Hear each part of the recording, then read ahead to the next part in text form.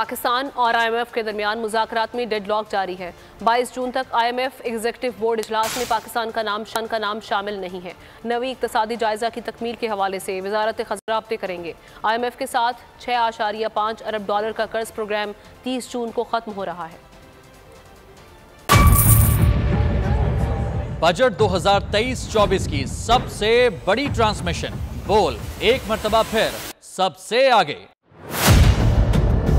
वजीर खजाना की बजट तकरीर की सबसे बड़ी कवरेज, 62% अवाम ने देखा बोल की स्क्रीन पर। Welcome back to the budget transmission. सबसे बड़े पैनलिस्ट और रिपोर्टर्स की बड़ी टीम ने बजट के लम्हे लम्हे की अपडेट से किया बाखबर अपनी अवाम को। में यूं कह रहा हूं कि एक तरफ ये ख्वाहिश है कि लोगों को रिलीफ दी जाए, क्योंकि इलेक्शन सर पर है, तो कोई ऐसा बजट दे जो पॉपुलिस्ट हो, क्योंकि बोल रखता है खबर के हर पहलू पर नजर। बोल है सबसे आगे, सबसे पहले। सब्सक्राइब करें और बेल दबाएं ताकि कोई खबर रह न जाए।